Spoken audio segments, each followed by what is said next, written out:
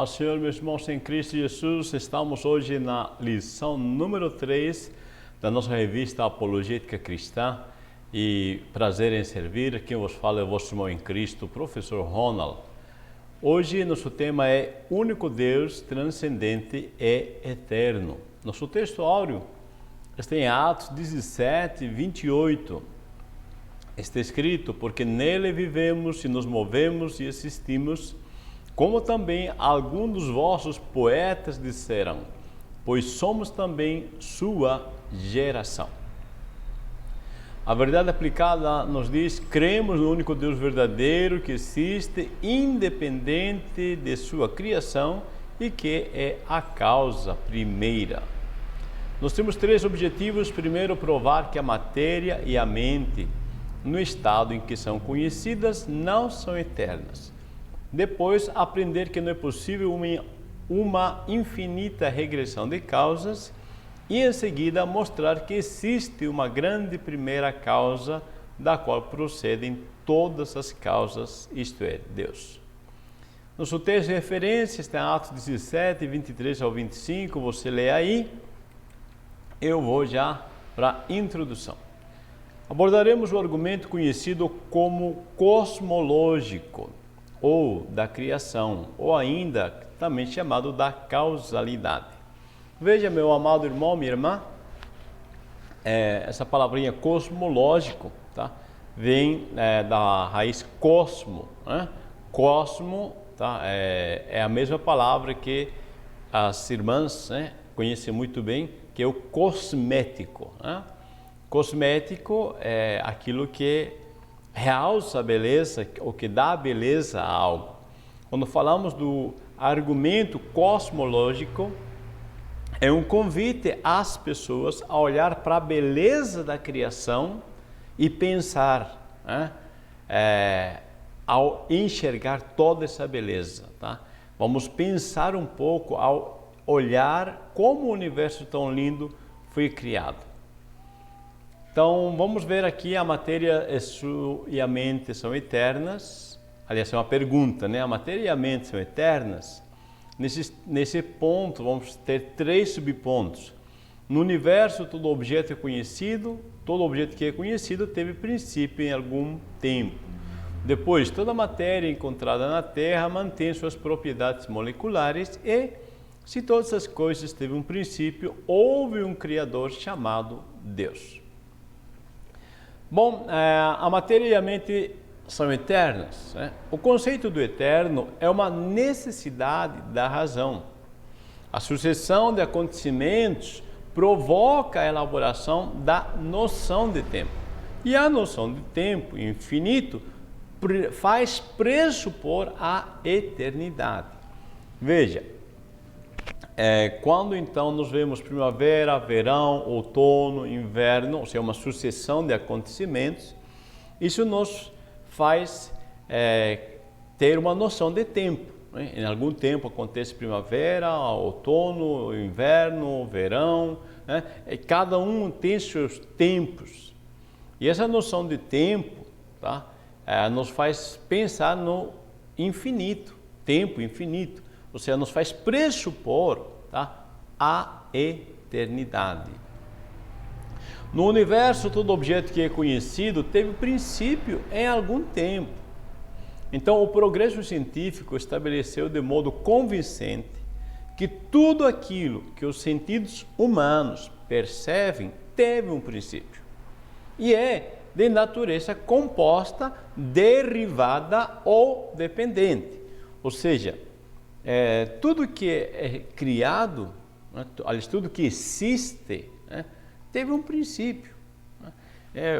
Vamos colocar assim numa comparação bem fraca até, né? Veja, esse apagador aqui, meu apagador, né? Ele teve um princípio. Ele tem uma natureza composta, né? Plástico, uma esponjinha, tá? E este objeto, né, ele deriva de outros objetos, né, e é dependente, né, de outros fatores para que venha a essa existência. É isso que está dizendo. Quando você olha para a natureza, tá? Você vai ver, vai começar a analisar, tá? Que tudo tem um princípio, tudo tem uma natureza composta, ou seja, faz parte de outras partes, deriva de outras partes e depende de outras partes. Tá? Ou seja, né, esse apagador, né, ele derivou de algum elemento essencial, tá? E alguém fez isto. Tá? Então, nada está assim do nada. O apagador não veio a existir do nada, ele tem um princípio. Então, toda a matéria encontrada na Terra mantém suas propriedades moleculares. Os cientistas concluíram que a natureza, em todo o seu comportamento, desde quando teve seu começo, nunca produziu a mais elevada diferença nas propriedades das moléculas. Entenda isso, tá? Então, o elemento essencial das propriedades deste plástico, tá? Ela se mantém, tá? Ou os elementos de qualquer outra molécula, tá? Qualquer outro material, tá? Qualquer outro objeto da natureza, ela sempre é o mesmo. Tá? Pode mudar, né? De forma, pode mudar a forma de um objeto, né? Mas a molécula, a essência é a mesma. Então, a infinidade que há entre cada molécula e todas as sortes de sua espécie lhe imprimem um caráter de um artigo manufaturado. Ou seja, vamos pensar aqui numa questão viva, uma árvore. Né? Uma árvore,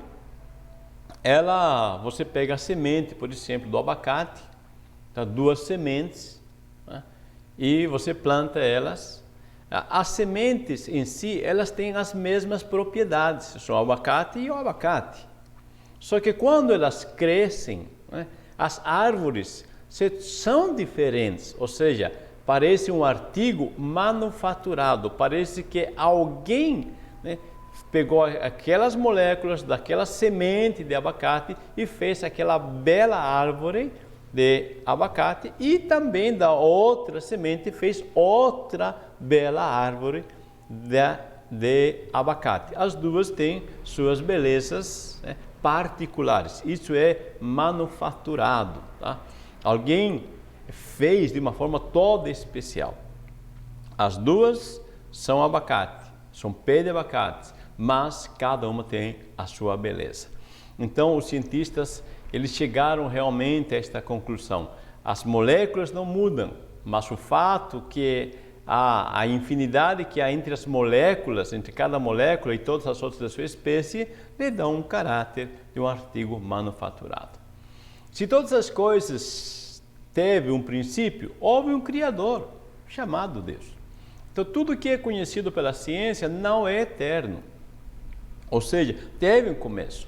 Portanto, há um Deus que existe por si mesmo e é eterno, que criou todas as coisas. Então, tem que ter, né, um Criador. Se veio a existir, né, tem que ter um Criador, ok? Vamos aprofundar mais nesse próximo ponto.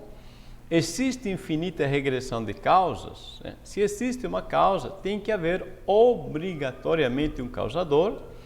Um efeito nunca pode conter um elemento superior à sua causa. E quem é o causador de todas as causas? Vamos entender, calma, tá?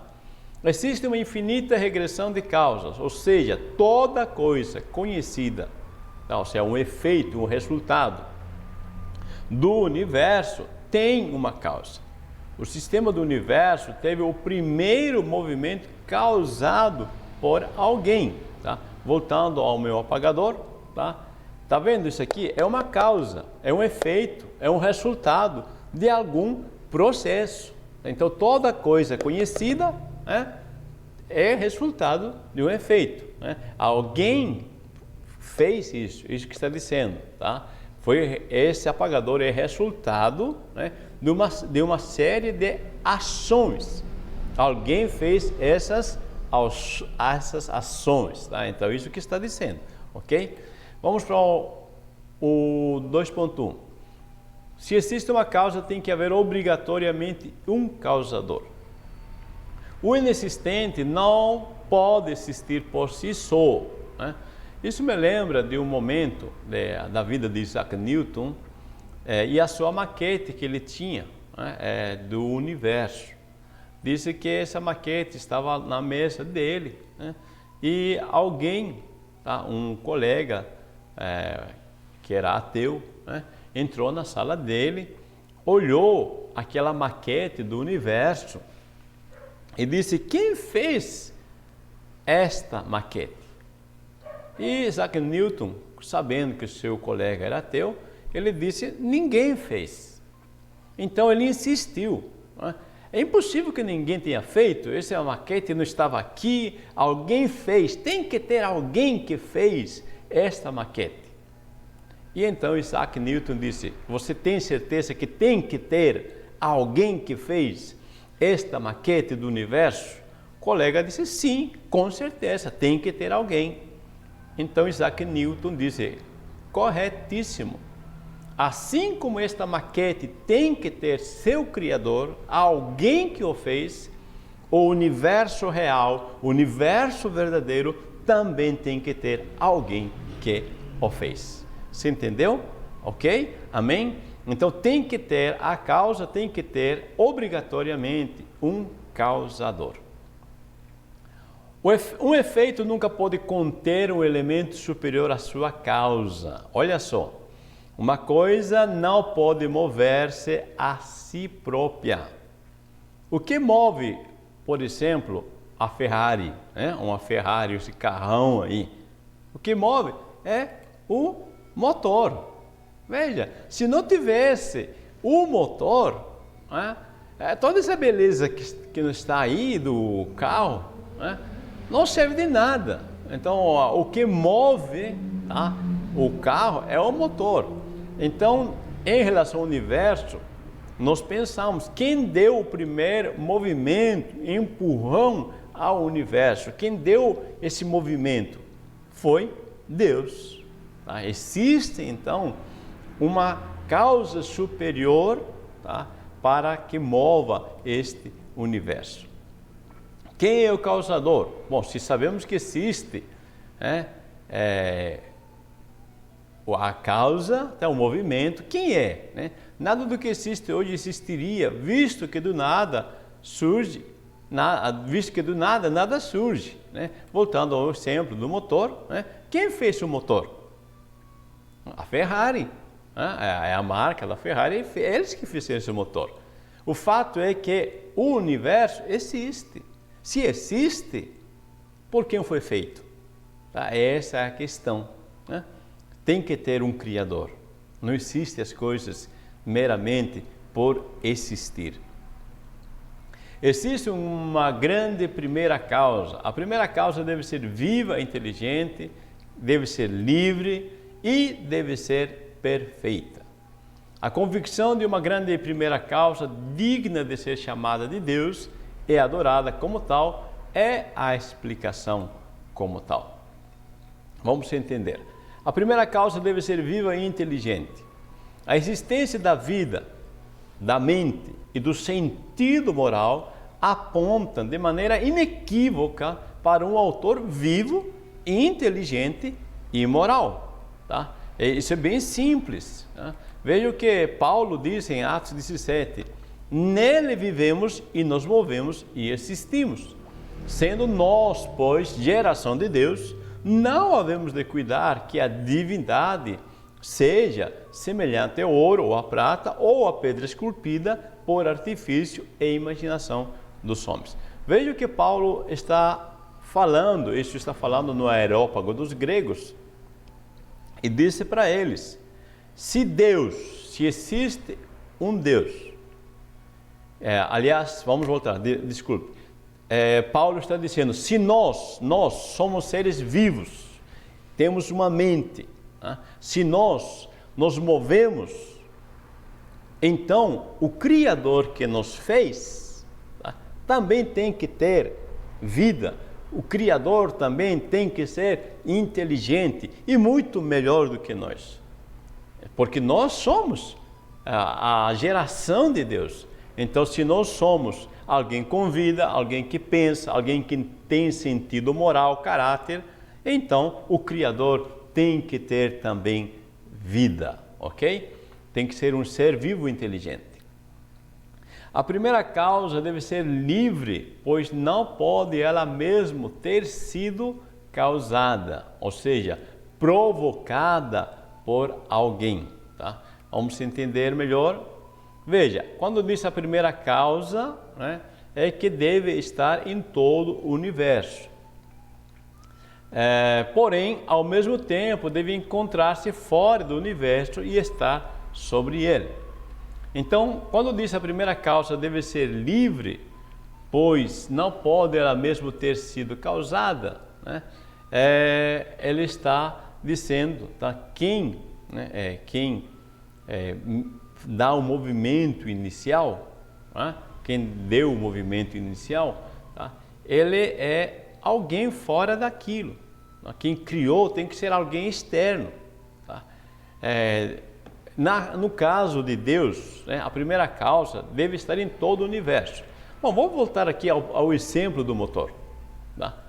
Veja, quando alguém olha o motor da Ferrari, né, vê aqueles detalhes, aquela perfeição, quando você vê aquela perfeição daquele motor, diz assim, olha, isso aqui só pode ser Ferrari, ou seja, tem a marca, tá?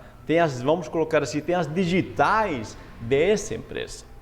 Quando você olha ao universo, você diz, aqui nisto aqui, tem a marca de um ser supremo. Tá? Esse ser supremo está acima dessa criação. É claro, ele quem o criou, você entendeu? Tá? Então isso seria que a causa, a primeira causa é alguém superior ao que foi feito, criado. A primeira causa deve ser perfeita. Veja, observa-se no universo o grau de comparações. Por exemplo, nós olhamos alto, baixo, belo, feio, santo, corrupto, luz e trevas. De onde vem essa noção de comparação? Eu quero que você pense, como é que eu sei que uma coisa é alta ou baixa? Se é belo ou feio, se é santo ou corrupto, se aquilo é luz ou é trevas, de onde que vem isso? Tem que ter um padrão universal. Ou seja, tem que ter um ser que é absolutamente perfeito. Nós não teríamos noção, nós não teríamos noção do que é alto e baixo se nós não tivéssemos um grau de comparação. Eu só sei que algo é alto ou baixo porque nós temos uma medida padrão. Então, existe um ser que é perfeito. Esse ser perfeito, que é o Deus, né? Que é perfeito em tamanho, vamos dizer assim, tá? Que na verdade ele é infinito, né? E é santo, santo, santo, que ele é a plena luz, né? Ele é o nosso padrão. Tá? Então, quando a gente tem essas noções de grau de comparação, é porque nós fomos criados à semelhança de Deus e nós temos padrões de comparação. Amém? Deus abençoe, meu amado. Nós chegamos no final, disse o texto de Salmos, disse o nécio no seu coração, não a Deus. Nesse contexto, ser nécio abrange aqueles que vivem como se Deus não existisse, ou seja, ignoram Ele. É interessante, tá? Porque eu posso tentar negar a existência de Deus, mas não consigo, tá? Eu posso ignorá-lo, mas que Ele existe, isso tem um testemunho interno em todo ser humano. Amém? Deus abençoe, meus amados. Nós provamos que a matéria e a mente no estado que são conhecidas não são eternas. Aprendemos que não é possível uma infinita regressão de causas e mostramos que existe uma grande primeira causa da qual procedem todas as causas, ou seja, Deus. Existe então uma origem de tudo, um Criador de tudo. Meu amado irmão, minha irmã, muito obrigado. por você estar participando, tá? Obrigado por você estar inscrito no nosso canal. Você que não se inscreveu, inscreva-se no nosso canal, compartilhe, abençoe vidas. Assim, se você, meu irmão, minha irmã, quer usar esses slides, em PowerPoint que está embaixo deste vídeo que você está assistindo, tem 3 formatos, tem PDF, tem PowerPoint em 2 formatos de PowerPoint, depende para o teu computador. Você baixa e vê o que serve para você. Amém? Então temos 3 formatos destas apresentações para servir a você e faz bom uso na tua escola bíblica dominical. Deus te abençoe, a paz do Senhor, muito obrigado.